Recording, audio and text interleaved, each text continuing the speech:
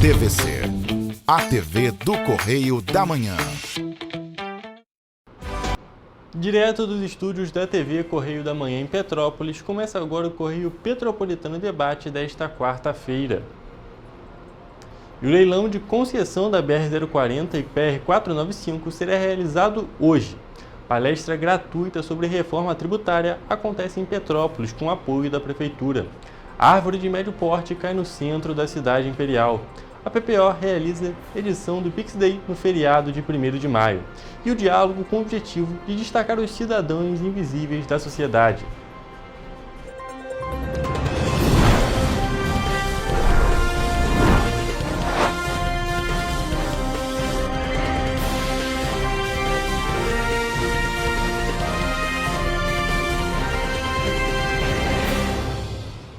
Olá, boa tarde. Eu sou o Hugo Peterson e começamos agora o Correio Petropolitano Debate deste dia 30 de abril, a última edição deste mês. Olha, a gente começa falando que a Agência Nacional de Transportes Terrestres, a ANTT, e o Ministério dos Transportes realizam às 2 horas da tarde, ou seja, daqui a 2 horinhas, daqui a pouco, desta quarta-feira em São Paulo, o leilão de concessão da BR-040 e 495. Que abrange aproximadamente 219 quilômetros entre Juiz de Fora e o Rio de Janeiro.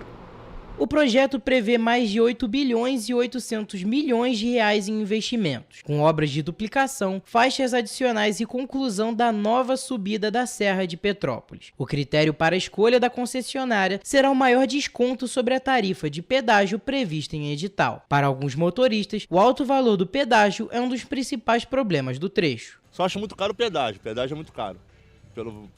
Acho o valor muito salgado para as pessoas que circulam muito para lá e para cá nela, acho muito salgado. Pedágio é caro também, pelas condições da pista é caro.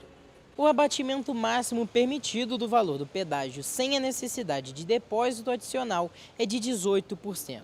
As propostas com desconto superior a esse percentual vão exigir aporte financeiro proporcional, garantindo a execução integral das obras previstas. O projeto visa solucionar o trânsito na subida da Serra de Petrópolis e, por isso, existem obrigações contratuais para a conclusão das obras, que incluem ampliação da capacidade da rodovia, finalização de 3 túneis, manutenção da pista de subida e, após a liberação da nova pista de descida, a concessionária será responsável pela recuperação completa do pavimento rígido da atual pista de subida. Por isso, a expectativa dos motoristas é que haja uma melhora nas condições da pista. Tem que melhorar, piorar não tem jeito, né? Todas as mudanças vêm sempre bem, né?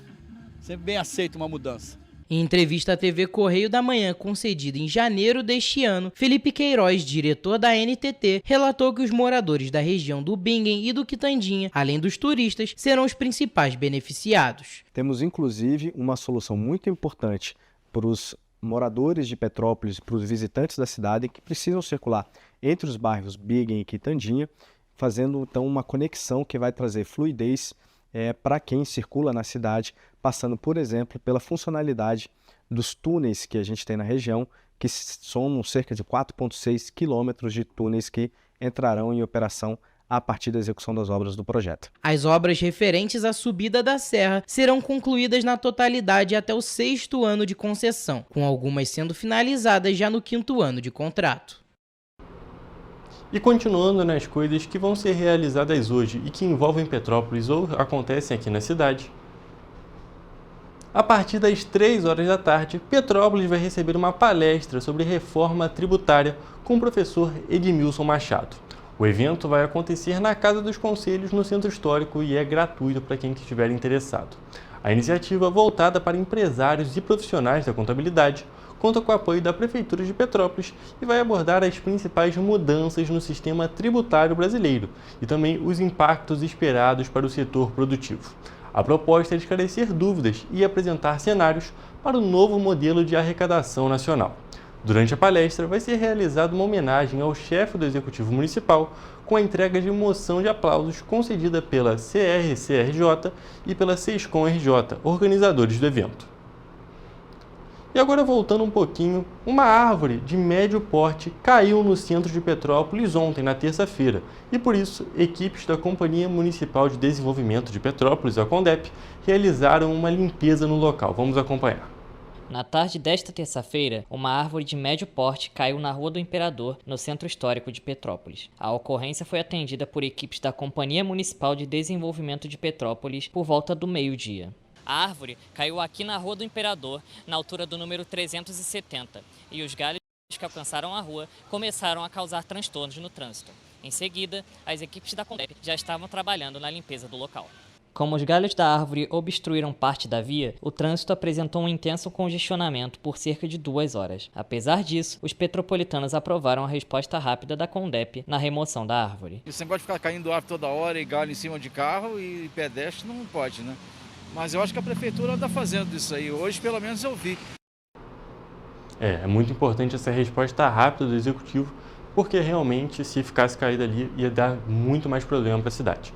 Mas agora, trocando de assunto, foi sancionada a lei na Câmara Municipal de Petrópolis que institui o horário oficial de funcionamento do aterro sanitário de Pedro do Rio.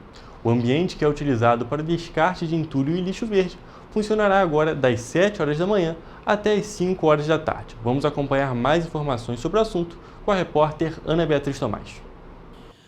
Localizado no quilômetro 49 da BR-040, em Pedro do Rio, em Petrópolis, o aterro recebe diariamente cerca de 100 caminhões de caçamba, veículos utilizados na limpeza urbana da cidade. Antes da sanção da nova lei, de autoria do vereador Júnior Coruja, o funcionamento do aterro se encerrava às 4h30 da tarde, limitando o atendimento aos trabalhadores que realizam o transporte dos resíduos. O acréscimo visa auxiliar os profissionais que mantém a cidade limpa e organizada. Ana Beatriz Tomás, para a TV Correio da Manhã. Muito obrigado pelas informações, Ana.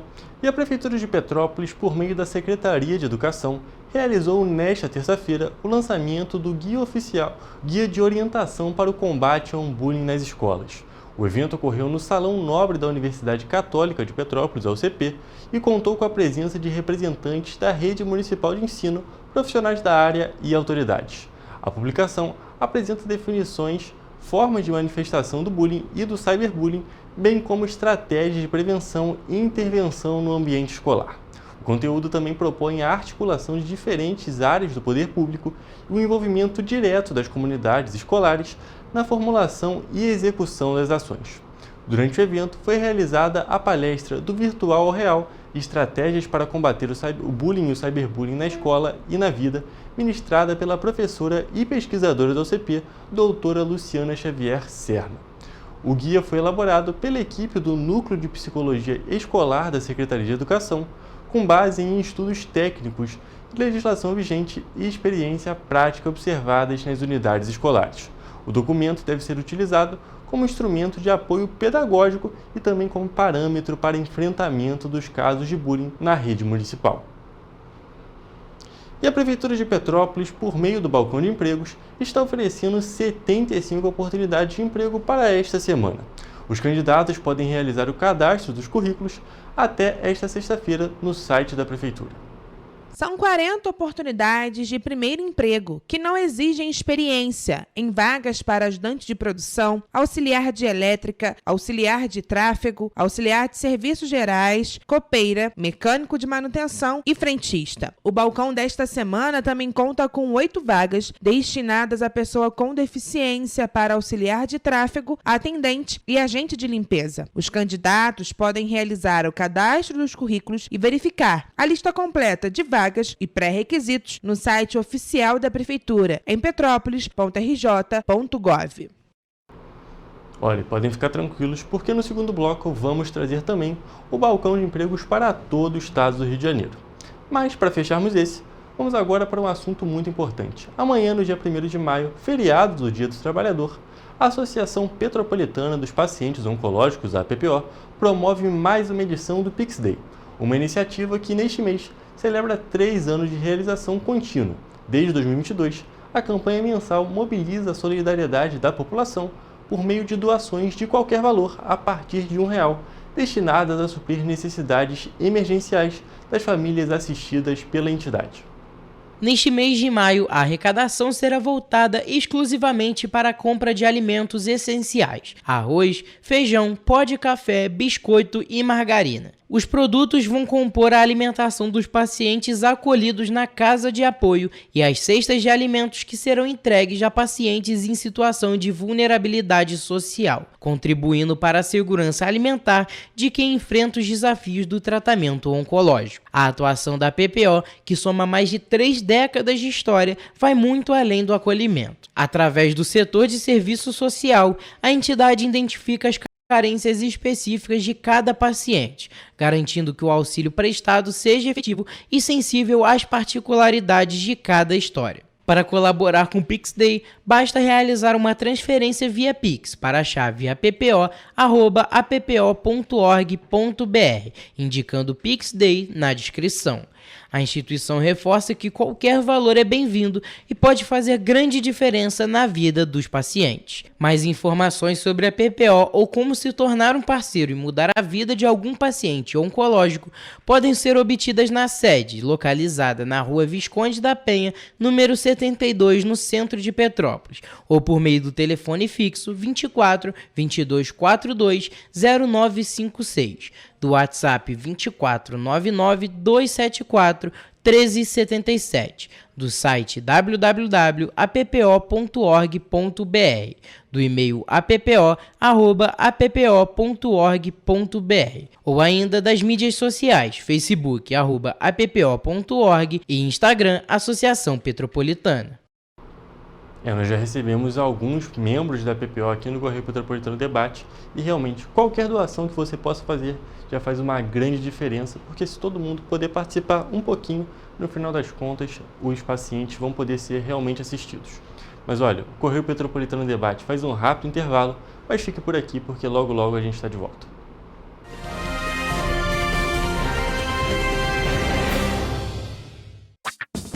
Enquanto você acha que alguma coisa deveria ser feita contra o racismo, a Alerj faz.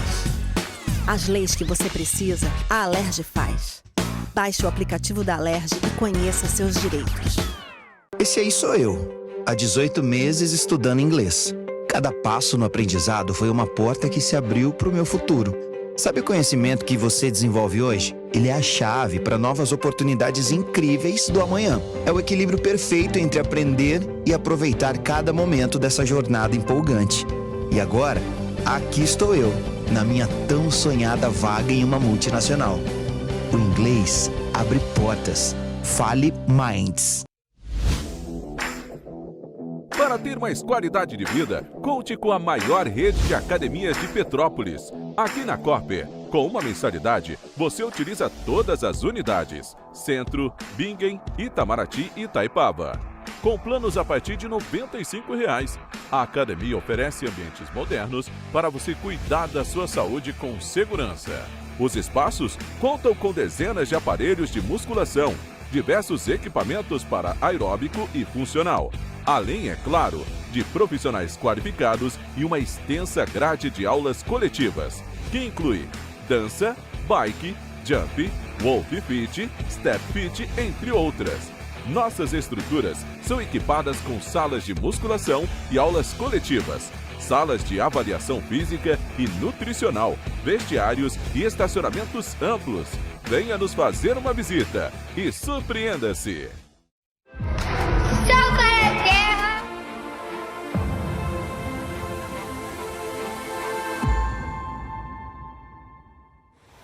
Você sabia que pode transformar o seu imposto de renda em oportunidade para crianças e adolescentes? Ao invés de deixar seu imposto sem destino definido, você pode direcioná-lo para projetos sociais da sua cidade. Com um simples gesto, você ajuda a garantir educação, saúde e um futuro melhor para muitas crianças. O Sal pra Terra conta com a sua ajuda. E o melhor, não custa nada para você.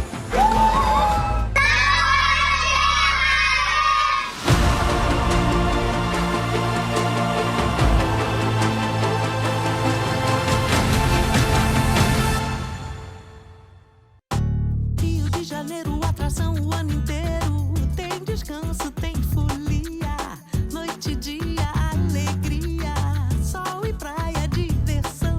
No prato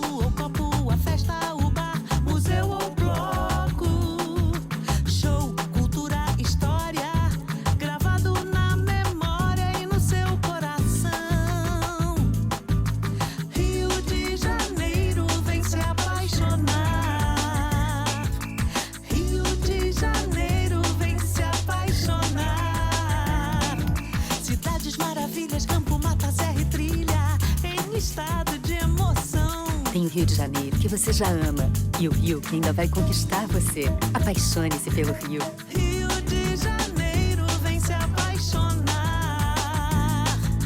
Rio de Janeiro, vem se apaixonar. Governo do Estado do Rio de Janeiro.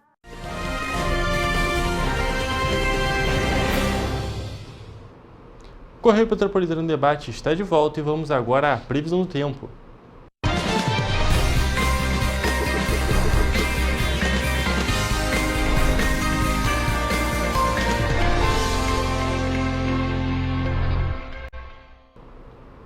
Gente, oficialmente meio da semana, quarta-feira, e a gente quer saber agora como que vai ficar o tempo para esse restinho que ainda nós temos. Então a gente já está aqui ao vivo com a Mariana Braga, que vai falar para a gente como é que vai ficar a previsão nas cidades da nossa região de cobertura. Boa tarde, Mariana, tudo bem? Como é que fica o tempo nesta quinta-feira?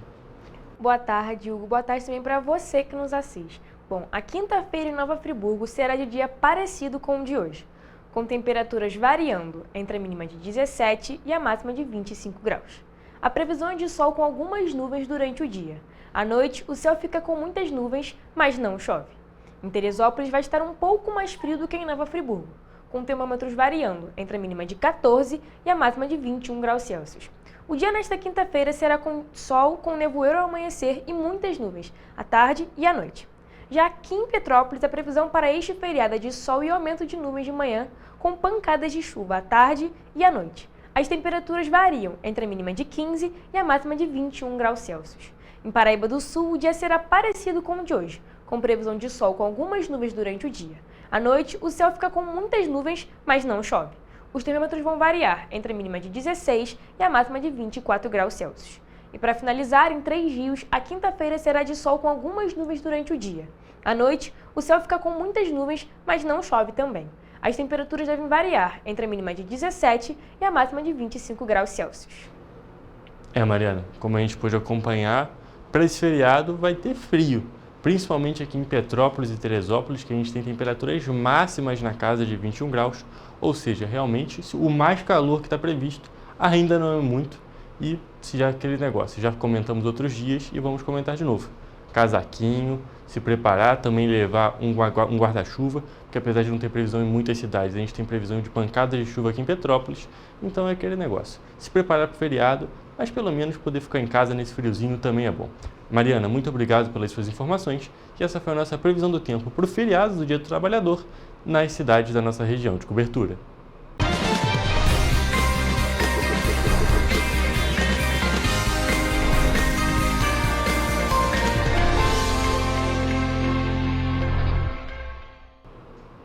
Agora, começando de fato o nosso primeiro bloco, a nossa primeira matéria, como eu já tinha prometido, o governo do estado divulga esta semana 784 oportunidades de emprego formal por meio da Secretaria de Trabalho e Renda localizadas nas regiões Metropolitana, Médio Paraíba e Serrana. Olha só agora o banco de empregos para o estado do Rio de Janeiro. Na região metropolitana estão concentradas 64,7% das vagas. São 704 chances de trabalho com salários que podem chegar a R$ 6.000. Dessas vagas, 174 são destinadas exclusivamente a pessoas com deficiência. Para este público, os salários variam de R$ 1.518 a R$ 3.036. Para quem busca emprego no Médio Paraíba, há 62 oportunidades com salário médio de R$ 3.036 e exigência de ensino médio completo. Já na região serrana, a captação de vagas reuniu 215 posições em Teresópolis. De acordo com o Observatório do Trabalho da Secretaria de Trabalho e Renda, as vagas de emprego formal disponibilizadas estão distribuídas pelos setores de serviço, com 77,2%, e comércio, com 22,8%. A Secretaria lembra que é importante manter cadastro e currículos atualizados no Sistema Nacional de Emprego, que analisa o perfil do candidato e a vaga cadastrada pelo empregador. Para se inscrever ou atualizar o cadastro, é necessário ir a uma unidade do Cine, levando os documentos de identificação civil, carteira de trabalho, PIS, PASEP, NIT, NIS e CPF. O endereço das unidades e os detalhes de todas as vagas oferecidas podem ser encontrados no painel interativo de vagas no site www.rj.gov.br/trabalho. E ainda falando de dinheiro, direta ou indiretamente, A bandeira amarela, em maio, vai interromper um ciclo de 5 meses de bandeira verde, ou seja, sem cobrança adicional nas contas de energia. De dezembro de 2024 a abril de 2025, o período chuvoso aliviou os reservatórios das hidrelétricas e dispensou a taxa extra, que volta neste momento a ser cobrada. A Agência Nacional de Energia Elétrica decidiu na última sexta-feira implementar a bandeira tarifária amarela nas contas de energia no mês de maio. Com isso, os consumidores terão um custo extra de R$ 1,88 a cada 100 kWh consumidos. Os petropolitanos afirmaram que este aumento vai impactar diretamente no orçamento mensal. Vai impactar muito, né? Porque a gente já estava acostumado com o valor e de repente assim aumenta. Vai impactar bastante, né? Vai impactar de todo mundo, não só no meu, né? Cada vez mais só aumenta, só aumenta, só aumenta. Desde dezembro de 2024, a bandeira tarifária permanecia verde por causa das condições favoráveis de geração de energia no país. Segundo a agência, a mudança vai ocorrer devido à redução das chuvas, com a transição do período chuvoso para o período seco. Algumas pessoas, inclusive, não sabiam dessa transição da bandeira tarifária. Então, eu não sabia, não. Não estava atento a isso, não. Muito preocupante, né? Criado em 2015 pela Agência Nacional de Energia Elétrica, o sistema de bandeiras tarifárias reflete os custos variáveis da geração de energia elétrica. Divididas em níveis, as bandeiras indicam quanto está custando para o Sistema Interligado Nacional gerar a energia usada nas residências, em estabelecimentos comerciais e nas indústrias. Quando a conta de luz é calculada pela bandeira verde, não há nenhum acréscimo. Quando são aplicadas as bandeiras amarela ou vermelha, a conta sofre acréscimos a cada 100 kWh consumidos. Marcelo Graciano é vendedor no ramo de iluminação há 40 anos e disse que a lâmpada LED é a mais econômica nos dias atuais. Essa é a que eu recomendo, que é o LED, um consumo aqui, essa, por exemplo, na mão 9 watts, corresponde a uma lâmpada de 60, antiga. Então, recomendado uma lâmpada de LED hoje atualizada aí para esse tempo de mudança de bandeiras, né? Que vamos sair da verde para amarela. Ele também deu dicas sobre como economizar. O monitor de televisor, por exemplo, tem aquele LEDzinho vermelho que fica ali, que alguém vai ver aleatório, um LEDzinho minúsculo vermelho, mas é de um consumo diário aceso. E esses agregados, né, em computadores e tal. Além de Marcelo, outros petropolitanos contaram o que fazem para economizar energia nesse período. É você evitar de deixar vários aparelhos ligados ao mesmo tempo, usar a máquina de lavar pelo menos uma vez só na semana. É não manter as luzes todas acesas, porque as pessoas mantêm todas acesas. É o único jeito de economizar. Economizo tudo. Chuveiro é 2 minutos e luz, nenhuma luz acesa, né? Agora, mudando de assunto e indo para a área da saúde, vamos acompanhar o boletim Infogripe referente à última semana epidemiológica. Nesse boletim, a gente identificou 14 estados com incidência de síndrome respiratória aguda grave em níveis de alerta, risco ou alto risco e também com tendência de crescimento desses casos nas últimas 6 semanas. A maioria desses estados em nível de alerta se encontram principalmente na região centro-sul, mas a gente também observa alguns estados em nível de alerta nas regiões nordeste e norte do país.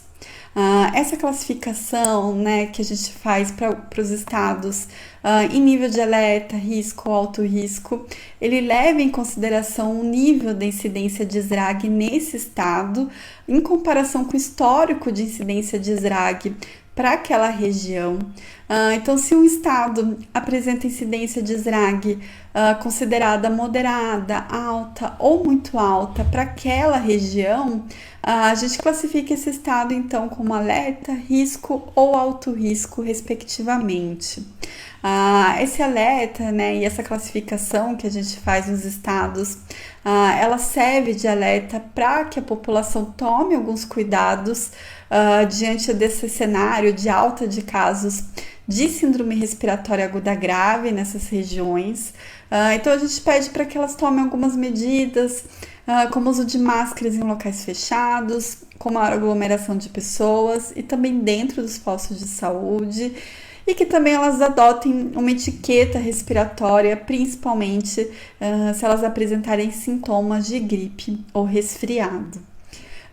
O vírus, né, que tem impulsionado esse aumento e essa alta de casos de Zrag em muitos estados do país é o VSR, principalmente, que atinge principalmente as crianças pequenas, até 2 ou 4 anos de idade.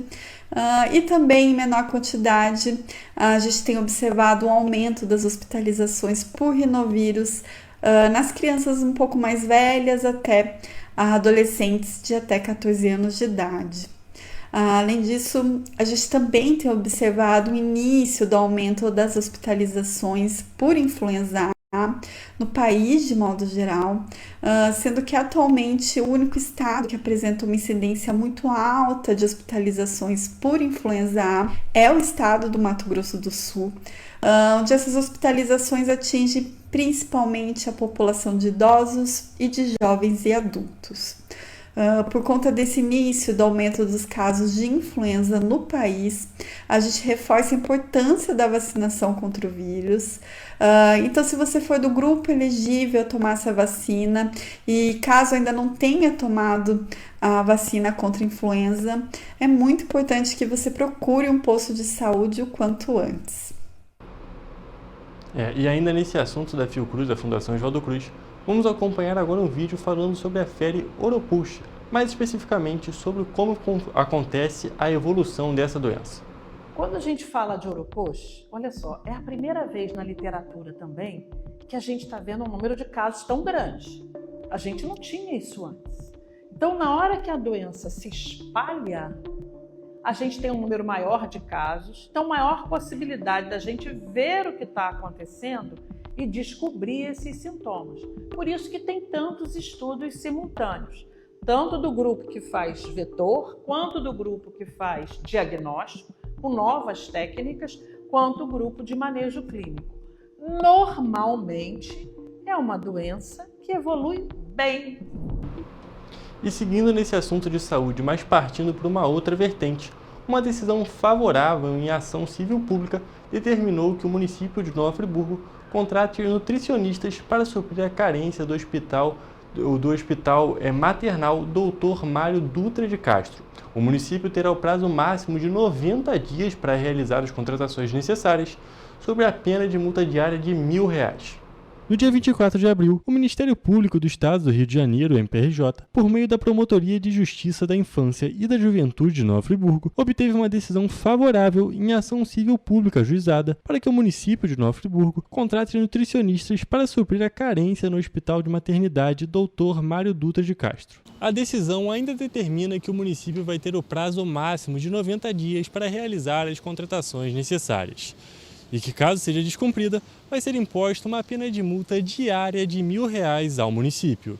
O trecho da sentença proferida pelo juízo da Primeira Vara de Família, da Infância, da Juventude e do Idoso da Comarca de Nova Friburgo aponta que, abre aspas, conclui-se que a precariedade do serviço de saúde materno-infantil prestado é violador de direitos e apto a colocar em risco a vida e a saúde dos usuários, uma vez que os parâmetros mínimos de acordo com a área de atuação ainda não estão preenchidos. Fecha aspas. A Resolução número 600 de 2018 do Conselho Federal de Nutrição estabelece as áreas de atuação do nutricionistas e suas atribuições, além de indicar parâmetros numéricos mínimos para a efetividade dos serviços. De acordo com a decisão, o município de Nova Friburgo deve garantir a presença de nutricionistas durante todo o período de funcionamento do hospital, com a cobertura profissional de 168 horas semanais. E atualmente, segundo o relatório de fiscalização, o Hospital Maternidade Dr. Mário Dutra de Castro possui apenas um nutricionista responsável técnico com carga horária de 60 horas semanais, em duplas jornadas, e outros 3 nutricionistas, cada um com carga de 30 horas por semana.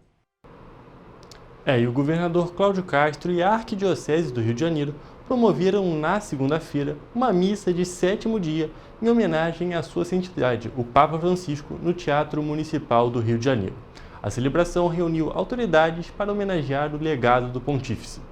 Aberta ao público, a cerimônia reuniu autoridades, fiéis e membros da sociedade civil para prestar uma última homenagem ao Papa argentino. O ato litúrgico foi presidido por Dom Antônio Luiz Catelã Ferreira, bispo auxiliar da Arquidiocese do Rio de Janeiro, em ausência do arcebispo Dom Orane João, que cumpre a agenda oficial no Vaticano. Nós temos então a oportunidade aqui nesta Casa de Cultura de fazer juntos esse ato de fé, de devoção, de piedade em favor do nosso Papa, tanto pedindo a Deus o descanso, a luz eterna por ele, como e sobretudo agradecendo a Deus pelo testemunho luminoso de Papa Francisco. Durante o evento, o governador Cláudio Castro falou sobre a experiência com o Papa Francisco na Jornada Mundial da Juventude em 2013 e o encontro com o Pontífice em 2019. Ele lembrou que Francisco estava sempre sorrindo e retribuía com carinho todos que o aguardavam. Mas eu tive uma oportunidade muito interessante, que foi no último dia. Já tinha acabado a missa e teve um encontro com ele lá no Rio Centro, aquelas pessoas que haviam trabalhado. Ficou aquela sensação daquele homem simples, ele entrou sorrindo para nós naquela tarde e certamente extremamente cansado. Se nós estamos cansados, imagina ele. Ele foi com carinho conosco e ele ficou lá, ele disseram que ele ia ficar uns 10 minutinhos, acabou que ele ficou quase uma hora conosco lá. A cerimônia contou ainda com a apresentação de um coral tradicional que acompanha as funções religiosas da Igreja Católica com repertório sacro. Além da presença de secretários de Estado, o evento contou também com a presença de autoridades dos poderes legislativo, judiciário e de órgãos de controle. O Papa Francisco faleceu no dia 21 de abril, aos 88 anos, na residência da Casa Santa Marta, no Vaticano. A celebração foi uma missa de 7º dia, em homenagem ao líder da Igreja Católica. O governador Cláudio Castro encerrou a homenagem cantando um louvor. Leva-me aonde os homens necessitem palavra, necessitem de força de viver, onde falte a esperança, onde tudo seja triste, simplesmente por não saber de ti. Olha, gente, o Correio Petropolitano Debate vai fazer mais um rápido intervalo, mas fique por aqui para acompanhar uma entrevista inédita com o Lucas Nunes, que é defensor público, e a gente vai falar um pouco sobre os cidadãos invisíveis que a gente tem na nossa sociedade. E olha, já vou avisar que a entrevista, a gente comenta um pouco sobre a Caravana da Cidadania, que aconteceu no Centro Pop aqui em Petrópolis. Porém, a caravana já aconteceu, a gente já realizou essa entrevista anteriormente, porém, por uma questão de agenda, ela só vai ser veiculada hoje. Mas fique por aqui porque é realmente um assunto muito importante e muito interessante.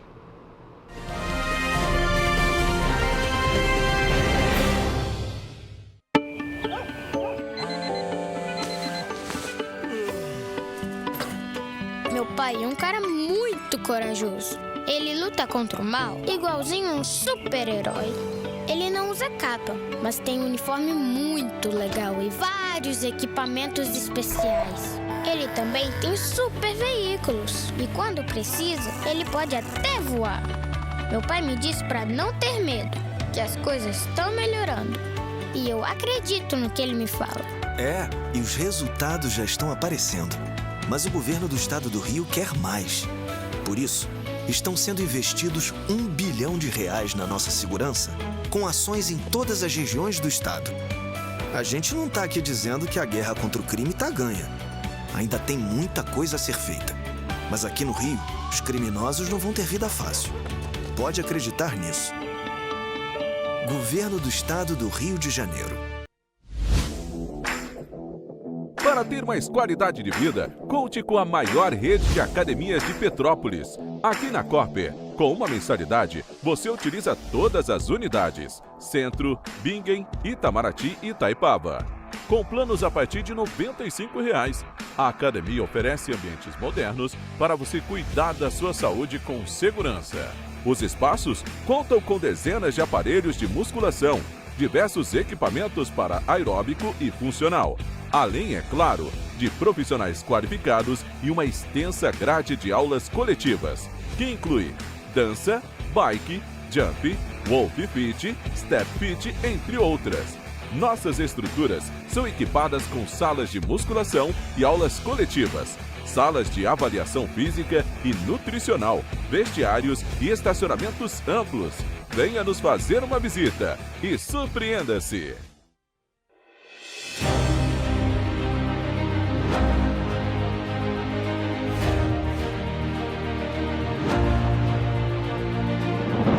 Não é jornalismo de direita, é jornalismo direito. Correio Petropolitano. Tudo que seu jornal não deveria ter deixado de ser. Todos os dias, em uma banca perto de você.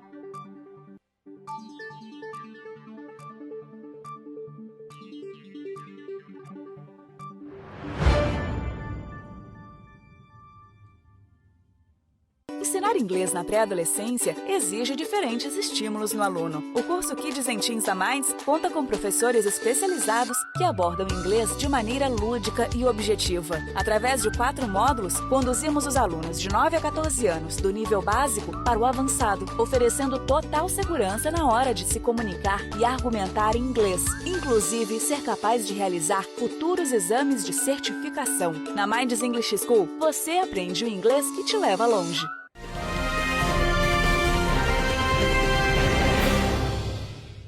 O Correio Petropolitano Debate está de volta e estamos aqui com o Lucas Nunes, que é defensor público, e a gente vai conversar um pouco sobre a questão sociocultural das pessoas em situação de rua. Boa tarde, Lucas, tudo bem? Pode se apresentar, por favor? Boa tarde, Hugo, tudo bem? Tudo certo por aqui, agradeço o convite do Correio para essa entrevista. Sou defensor público titular do Núcleo de Tutela Coletiva sediado em Petrópolis, e sou responsável pela atuação na seara coletiva da Defensoria Pública do Estado do Rio de Janeiro. Então, Lucas, para a gente começar, você pode falar um pouco para a gente sobre essa questão das pessoas em situação de rua? De qual é o tamanho, não qual o tamanho, mas o que seria essa situação e o que pode gerar ela? Sim. Antigamente, tínhamos até o hábito de chamar essas pessoas de mendigos ou pessoas de rua. Hoje em dia, o termo mais adequado é pessoa em situação de rua. E essa palavrinha situação, ela é muito importante, porque a pessoa que está nessa situação, ela está por uma causa transitória. Ninguém vai morar na rua porque simplesmente quer morar na rua. Isso não existe. Essas pessoas estão em uma situação de vulnerabilidade extrema. E são múltiplos fatores, são fatores intersetoriais. Podem ser fatores de ordem econômica, rompimento com vínculos familiares. Também, algumas dessas pessoas, elas podem estar na rua, nessa situação de rua, pelo fato de estarem com problemas relacionados ao alcoolismo, ao uso de drogas, problemas da saúde mental também. Então, são inúmeros fatores que acarretam que essas pessoas sejam levados a essa situação extrema de ter que morar nas ruas. Então, são pessoas hipervulneráveis e são um público que necessita de uma proteção especial do Estado, do município e principalmente da Defensoria Pública, que é a instituição vocacionada para a defesa das pessoas em condição de vulnerabilidade social, como no caso, as pessoas em situação de rua fazem parte desse grupo. E Lucas, como você mesmo destacou, é muito importante que seja dada uma atenção especial para essa situação, para essas pessoas. Os órgãos públicos, o Estado no geral, ele tem alguns aparelhos, não é mesmo, que conseguem fazer com que a pessoa seja acolhida mesmo que temporariamente. Quais são eles? Sim, a legislação prevê a criação de espaços, casas, abrigos, que são os chamados antigos abrigos, né, mas que hoje em dia eles devem ter um outro nome. Antigamente os manicômios, que assim não podem ser hoje em dia mais ditos dessa forma. Então, são lares para que essas pessoas tenham um abrigo, ainda que de forma temporária. E o poder público deve viabilizar meios para que essa pessoa saia dessa situação. Muitas vezes, elas precisam de uma ajuda. São pessoas que sequer têm um documento. Então, a Defensoria, o poder público, eles têm que agir justamente para fornecer esse mínimo de cidadania para essas pessoas e tentar ajudá-las a sair dessa situação transitória. E para a pessoa que, infelizmente, se encontra nessa situação por esses diversos motivos que falou, como é que a pessoa pode procurar um desses aparelhos?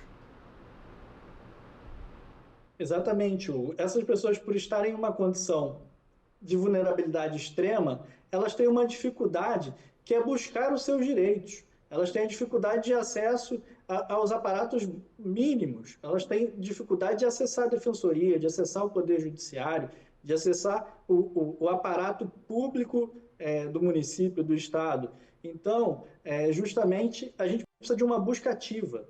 Os órgãos públicos, eles têm que estar à disposição, uma disposição proativa para buscar essas pessoas, para que possam efetivamente trazer os direitos para essas pessoas. Então, assim, quem se encontra nessa situação, o ponto de entrada é o Centro POP, que em Petrópolis ele está sendo reaberto nesse mês, foi passado por obras, então a prefeitura melhorou muito a estrutura que tinha antigamente. Então, hoje em dia, a gente já tem uma estrutura melhor e no Centro POP, que é o centro de acolhimento, é a triagem inicial, essas pessoas elas têm acesso à saúde, elas têm acesso à educação, a psicólogos, e a partir dessa entrada dela no sistema, o município vai fazer o atendimento individualizado dessa pessoa e, dependendo da demanda que ela tiver, pode encaminhá-la para outros órgãos, como, por exemplo, a Defensoria Pública. Pode entrar em ação para que essa pessoa possa ter, por exemplo, algum benefício previdenciário garantido, ela pode ter uma pensão a receber, nunca se sabe. Então, é preciso resguardar esse acesso dessas pessoas aos direitos básicos. E, para isso, as instituições públicas elas devem adotar uma medida proativa, uma busca ativa dessas pessoas. Porque se a gente for esperar ficarmos inertes, aguardando que essas pessoas venham até nós, esse público vai vir, mas vai vir um volume, uma quantidade muito menor do que se nós estivermos à disposição de buscá-los para ajudá-los. Esse ponto é muito importante, porque muitas das pessoas, elas às vezes podem querer justamente esse auxílio, podem querer essa ajuda, mas elas se encontram em uma situação que elas não têm onde viver, muitas vezes não têm o que comer. Então, o acesso à informação também é algo que fica muito menor. A pessoa tem mais dificuldade de ter esse acesso à informação. Então, essa procura da Defensoria Pública, das instituições públicas, é muito importante porque, às vezes, a pessoa quer ter essa ajuda, mas ela, infelizmente, não sabe como e o que procurar, não é mesmo? Exatamente, Hugo. Você tocou no ponto nodal da questão.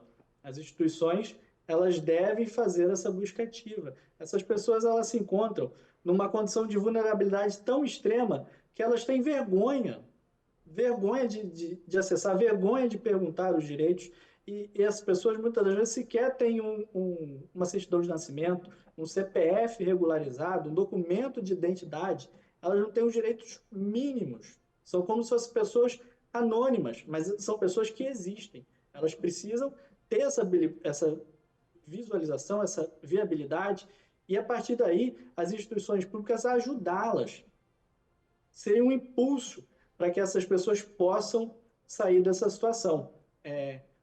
Um exemplo que a gente tem comumente no dia a dia é que, pela falta dessas pessoas terem um CPF, elas sequer conseguem ter um benefício especial, por exemplo, o Bolsa Família, ou o auxílio emergencial, que foi recentemente implementado durante a pandemia.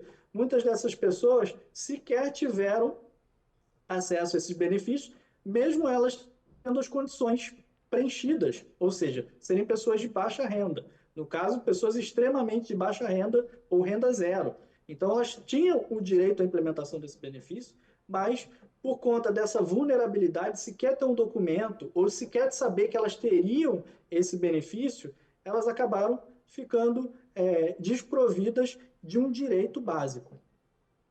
Realmente é uma questão muito importante que seja feita essa procura para justamente dar visibilidade para essas pessoas.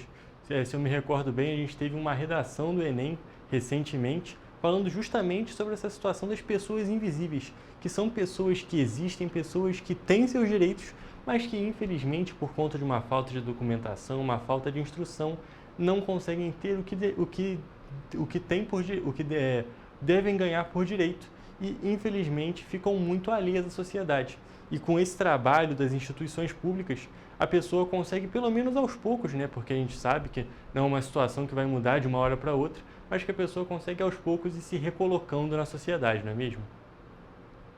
Exatamente, Hugo. Você bem referiu a prova do Enem, que trouxe esse tema na redação. Isso gerou um impacto muito grande, porque trouxe o tema para um debate nacional. E agradeço aqui também a oportunidade de vocês estarem trazendo esse tema à pauta. É muito importante que a gente dê essa visibilidade a essa população, porque muitas das vezes elas são invisibilizadas e as pessoas elas não têm a noção da extrema vulnerabilidade dessas pessoas.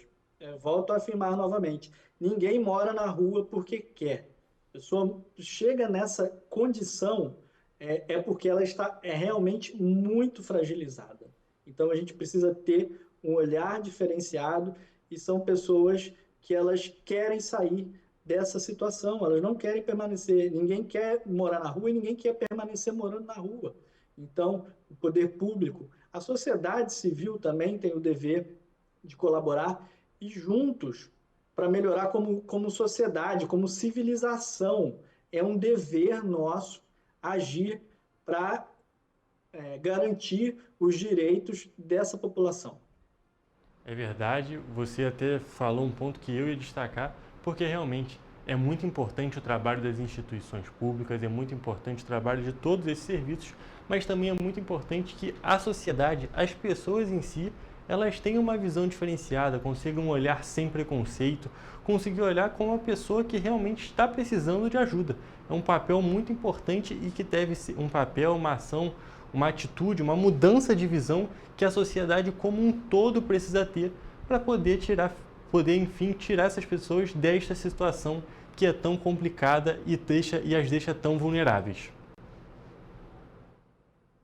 Exatamente, Hugo. E justamente pensando nisso, a Defensoria Pública, em parceria com o município de Petrópolis, Secretaria de Assistência Social e também em parceria com o Estado do Rio de Janeiro, através do DETRAN, está fazendo uma espécie de uma caravana de cidadania, uma caravana de direitos, e nós vamos fazer a primeira ação social do Centro Pop de Petrópolis, agora sendo reinaugurado, e com essa, a Defensoria fez a ponte com essas instituições e vai levar no próximo sábado, dia 26, a gente vai levar essa caravana de direitos e lá nós vamos ter o DETRAN, vamos ter a Defensoria, vamos ter também uma parceria com o cartório do Registro Civil, do primeiro Registro Civil de Petrópolis, também muito importante. Então, essas pessoas vão ter esse acesso facilitado. Elas não vão precisar vir até as instituições. As instituições vão até elas, no local delas, e lá no Centro Pop, vamos prestar todos esses atendimentos. As pessoas que não tiverem certidão de nascimento, vamos conseguir imediatamente ali uma via com a parceria com o cartório. As pessoas que estão sem documento de identidade vão conseguir ali diretamente com o DETRAN. Se precisar de algum equipamento de saúde ou assistência social do município, vai conseguir ali diretamente. Se precisar de algo que demande uma assessoria jurídica, implementação de algum benefício, estiver precisando saber de algum direito, a Defensoria Pública vai estar ali para auxiliar essas pessoas. E também a Defensoria tem um papel muito importante, que é o papel de educação em direitos. E aqui, novamente, agradeço o espaço, porque o que a gente está fazendo aqui hoje é uma educação em direitos, a mídia educando a população no geral, e a Defensoria Pública tem essa diretriz constitucional de promover uma educação em direitos, e a gente fica muito contente com essa abertura, não só dos canais de mídia de Petrópolis, que tem acolhido, mas também o poder público. É muito importante frisar essa parceria com o município de Petrópolis, que tem esse olhar diferenciado para essas pessoas. Então, a gente está tendo um olhar diferenciado do município. Isso é muito importante, porque poderia ser a gente ter que ajuizar uma ação civil pública contra o município ter que cumprir algum determinado ponto específico para melhorar a situação dessas pessoas. A gente não precisa disso. A gente resolve os problemas de Petrópolis com a atual gestão do município de Petrópolis diretamente no diálogo franco, na conversa. Então, isso tem dado muitos frutos, não apenas para esse público específico, mas para diversas outras demandas.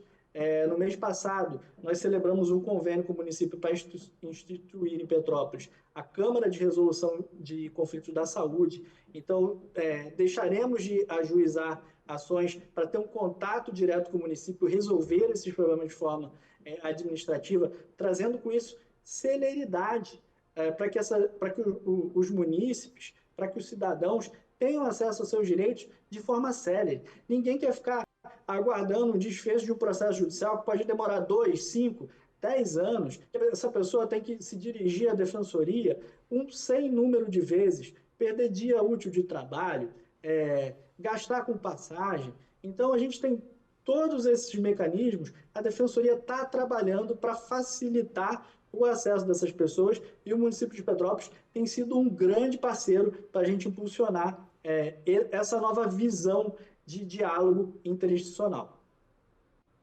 Olha, Lucas, realmente um prazer te receber aqui no Correio Petropolitano Debate, e realmente, como você falou, a gente está fazendo essa entrevista aqui também tem um papel social muito importante. Fico também feliz em saber que está tendo essa parceria da Defensoria com o município, porque realmente, com a agilidade dos processos, com a agilidade de qualquer tipo de coisa que a sociedade tenha, porque, como você mesmo falou, já que as coisas estão sendo resolvidas por meio de diálogo, assim é menos complicação para todo mundo e as coisas estão se resolvendo da maneira mais fácil possível. Lucas, quero te agradecer muito por ter comparecido aqui no Correio Petropolitano Debate e por ter falado sobre esses temas tão importantes aqui comigo. Muito obrigado, Hugo, em nome da Defensoria Pública do Estado do Rio de Janeiro. Agradeço a abertura, a disponibilidade, e é isso. Contem sempre conosco, a população de Petrópolis pode sempre contar com a Defensoria Pública. Nós estamos aí para ajudá-los em todas as frentes, e eu na área coletiva como defensor titular do Núcleo de Tutela Coletiva. Muito obrigado, um grande abraço. Muito obrigado, Lucas. Mais uma vez, agradecer sempre. E então, gente, tem que realmente destacar esse papel, tem que destacar esse papel da Defensoria, das instituições, e também, como a gente falou, tem que ter essa mudança de pensamento na sociedade, e a sociedade tem que ir se conscientizando aos poucos para poder realmente recolocar essas pessoas que estão em situação de tamanha vulnerabilidade de volta dentro dos conformes, de forma que elas com certeza não queriam ter saído. Gente, vamos encerrar a nossa entrevista agora com o Lucas Nunes, e a gente também está encerrando agora nessa edição do Correio Petropolitano Debate de hoje. Até a próxima.